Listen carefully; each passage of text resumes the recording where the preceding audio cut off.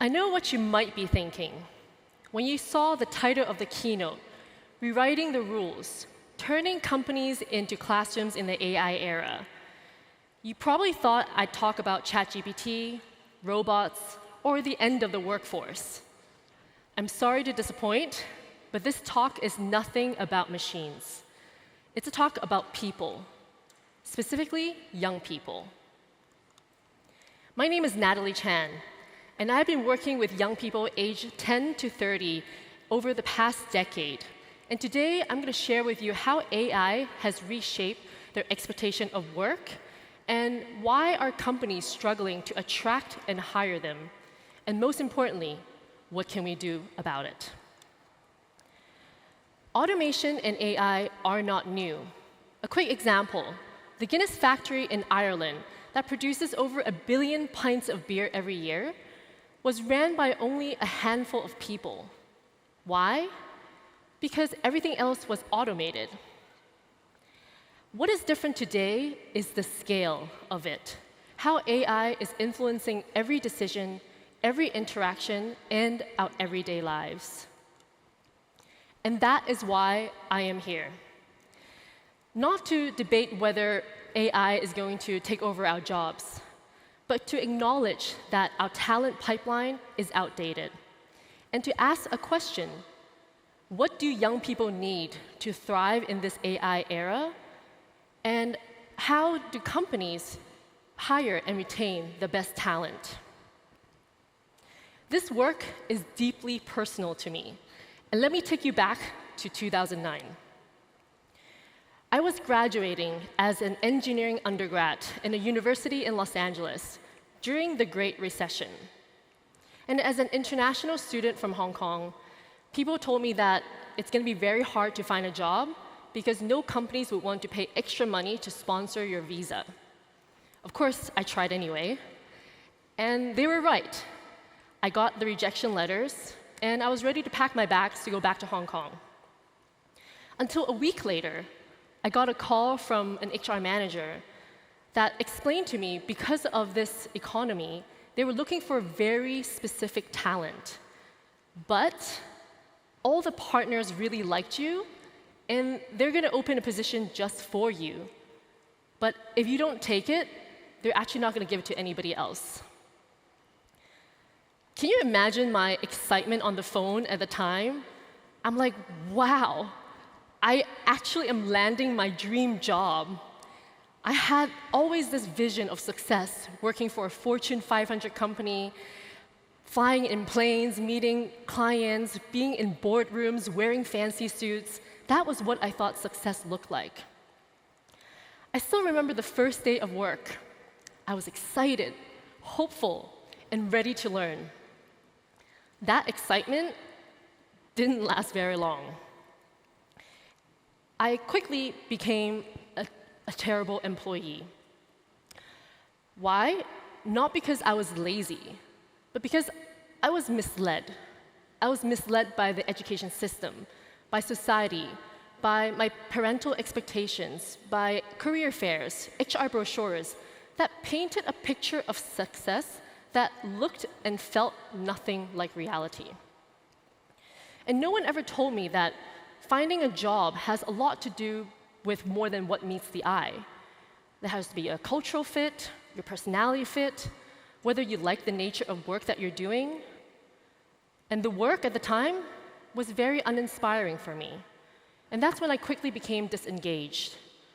I remember taking sick leave because I didn't feel like going to work anymore. I did the bare minimum to get by. I'm curious to see, in the audience here, has anybody remember meeting a talent like that, where they look great on paper, but they kind of just disengage afterwards? Raise your hand.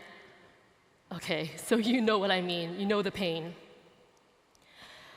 So I was struggling. I felt really guilty, because I know that the company invested in me.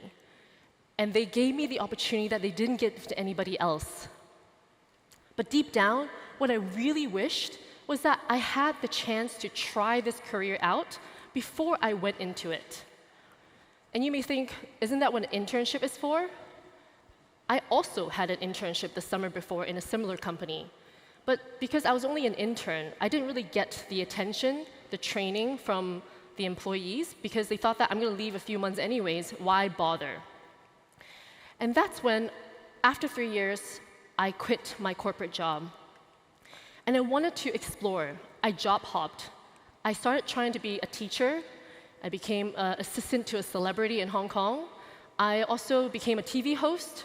And finally, I also tried being a film producer. And it was through experimenting all these different jobs that I realized that I was actually a pretty good film producer. So good that on our first project that I was not trained on, we ended up winning international recognition. And that is when it all clicked for me. The power of trying careers. And that was where I got really passionate about what if I could try this? What if we can create short experiences for young people to try out careers before they commit? And I wanted to push my comfort zone even further. Between my jobs, I traveled, I backpacked. It took a road trip from London to Mongolia for me to realize that there's so much you cannot learn in school and in textbooks, and it all comes down to experiences. So 15 years ago, I was a lived example of what happens when a young person does not understand the reality.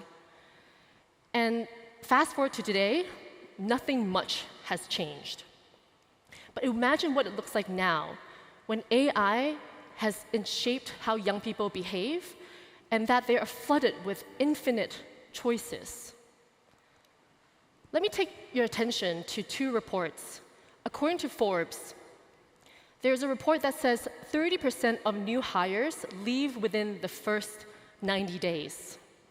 Another report says that 73% of early career hires quit within the first 6 months. And if you do some math here, on average, it costs about $15,000 to hire, recruit, onboard, and lost productivity for each hire. And if you were to hire about 10 graduates and 7 of them leave before month 6, we're talking about $100,000 gone. And if you multiply that across companies and industries, we're talking easily millions of dollars wasted. So this is not just a talent problem, this is also a business crisis. And interestingly enough, this phenomenon is not only happening at the early career level, it's also happening at the intern level, where interns are quitting their jobs before the agreed term date. And this is the problem that got me interested, to understand that clearly the talent pipeline is leaking. The question is, why is it leaking, and where does the leak start? And it doesn't start at hiring. It starts much earlier on. And it's important to understand how does young people behave today with the advent of AI. And when you talk to employers, they also feel that young people that are coming out of the education system are actually not ready. Somehow their mindset and their skills are not in the right way for them to engage in the world of work. So let me show you how young people are behaving through 3 main reasons. First, the number of choices. Number 2 is the perception of ease versus reality gap. And number 3, the attention span. And all of this is actually related to how digital and AI shaped the world. Let me explain. Today, there are just so many options. Young people have more options in life than any generation before. There are personalized playlists when you open Spotify. When you open Amazon, you can get recommended on what to purchase based on your likes. You can also return if you don't like it tomorrow at no cost, no commitment. So this no commitment, no effort required characterizes the current generation on how they view the world and also how they choose a career. Number 2 is that there's endless number of realities. There's probably a channel on YouTube or social media for everything you can think about today. There are millions of parallel universes and endless number of realities. So changing reality for a young person feels like just a click of a button. But we know, however, that the world of work doesn't work like this, where industries, business, and achievement is not how it works. And while we know that achievement still takes the same amount of effort and commitment as it did before, it feels different for young people today, because you open a social media page and you can watch whatever you want, whenever you want. And stories are told in 60 seconds. And I'm definitely guilty of this too. I would be checking a message on social media, and before I know it, 30 minutes are past. So can you imagine when young people do not have the perception and the perspective, as well as the discipline, how do they engage and how can they react? And this mindset and behavior is also translating into how young people see jobs. They don't just look at your job descriptions on your company website anymore. They also look at your social media pages, they look at reviews on Reddit, look at Glassdoor. So finding a job now is no different than finding an Airbnb or a restaurant. It is actually an audition on both sides. You see, we live in a world of speed, variety, and endless options. And this is not random, because every swipe, every scroll has been engineered to hijack attention. And AI has created an illusion that makes reality look and feel very different. And when you contrast that to where young people spend their most time, the current education system has not changed in over 100 years. It was built for the industrial age, where there's an emphasis on rote learning, didactic teaching, and a one-size-fits-all method. In other words, young people are not inspired in the way that they're learning, especially in AI era, where schools just feel very boring. And Gallup did a survey of 1,000 young people ages 12 to 18 and found out that only less than 50% of young people are motivated to go to school. This is a pretty alarming statistic. This is also where I think the talent pipeline starts to leak. And precisely the reason why I founded Own Academy, to understand how do young people work and how can we inspire them to be a productive citizen of the world today. And this is going to come at no surprise. Everything boils down to motivation, for young people to have motivation. But motivation is not just magic. It can actually be engineered. And they're engineered with three main conditions. Content. What are we learning? Number two, environment. Where are we learning? And number three, teacher. Who is teaching? And the current education system is failing young people on all three fronts. When it comes to content, it needs to be relevant. How many of us remember sitting in a classroom where we're young and thinking, when am I ever going to need to use that quadratic equation? Anybody? Yeah. And I think I still don't know the answer to that question right now. So young people need relevance. They need to know why they're learning what they're learning. They need to connect it to the real world. And who's a better entity to create that relevance than industry and professionals themselves? Number two is the environment. I can't think of a less inspiring environment for young people to learn than a four-wall classroom. And yet the real world is this, what we see in front of us. It's dynamic, it's engaging. So how do we take young people behind the scenes of what we do? Number three, the teacher. Young people today, they don't need someone to lecture them anymore. They need a guide, a mentor, role model, people who have done that before, people who have lived it. They need to hear their experiences.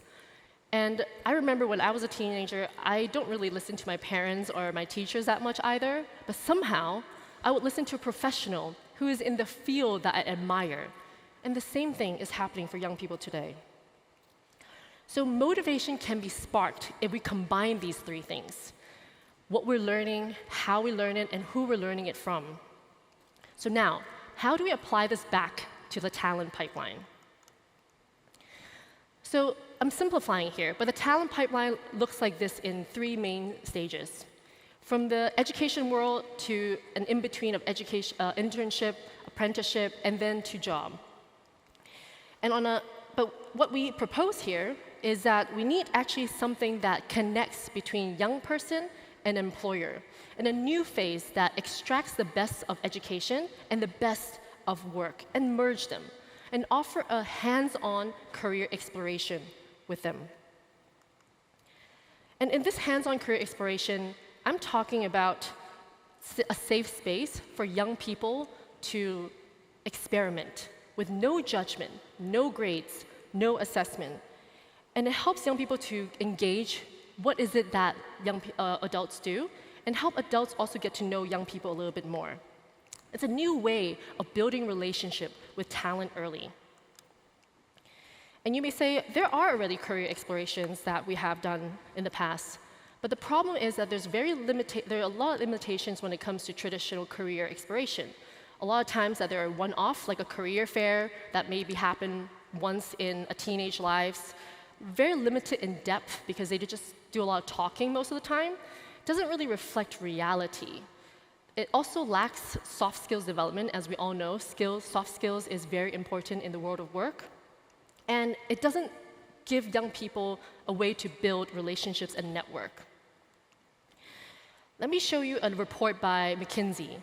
They actually did a research on the future of work and identified that there are something called delta skills. Because no longer is it just enough for young people to have skills. Skills need to be combined with attitude. And they've also discovered that there are these ones that are highly correlated to education, and there are also the ones that are lowest correlated to education. And this is what we do at Own Academy, is to embrace them into our experiential design. So what we do at Own Academy is not rocket science, but what we do is that we understand young people and we design experiences that are addressed to this generation. And these are the 6 elements I just mentioned about. So number 1, when it comes to content, we work with companies to create real projects that they actually have worked on, or maybe it's a project that they're working on. So it gives young people an understanding of the context to why they need to solve this different problem. And when it comes to the environment, we take young people into behind the scenes of what adults do, going into the kitchens, into the studio, into the workspace, because these are the environments that helps young people visualize what does work look like. And when it comes to the teachers, the best teachers are those that are passionate in what they do. So we look for the most passionate professionals that want to share their stories and make that connection. We always tell people that it's not about having the qualification of teacher, but it's about having that passion, because energy and passion actually seeps through to young people. And knowing that their attention span is very short, we make sure that we're not designing programs more than a 1 week long, because internships traditionally may be a few weeks or a few months long. That is too long for young people. We need a different format that is more focused on bite-sized experiences, 5 days and below. And when it comes to how do we combat this perception that does not equal reality, is that through our curriculum design, we ensure that there's an iterative process, and that because it's taught by professionals, they're able to show mastery to young people, to show them that you don't just do it once and you're done with it, because that's how homework maybe is. But you need to have constant feedback and be able to re-engage and create excellence through this process. And lastly, when it comes to choices, young people need choices. Most young people may do internships 1 or twice, but what we encourage is from the age of 10 to 18 to experience at least 4 different choices of industries, because every one of them creates more self-awareness, and every one of them helps them realize more about what they like and what they don't like. Over the years, we're so grateful that we worked with representatives from over 100 companies, and that is where we realized this actually works. We've also engaged near 30,000 young people in Asia, And through our data collection, 90% of them have gained confidence, 85% of them sees clearly in their career, and 70% of them are also enhanced in job placement. And when we interview the employers, they also say the same thing. They're getting a better adjusted talent because of the experience and the training that we're able to offer them in this short bit. So why does this really matter? Because AI has fundamentally shaped what kids see, what they believe, and also what they can focus on. Schools and education system is too slow to respond, but companies can respond quicker.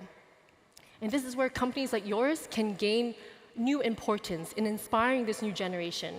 And it's not just about inspiring young people, it's also about engaging your employees, strengthening your employer brand, and gaining insights to this new generation early so you can also prepare for that coming up.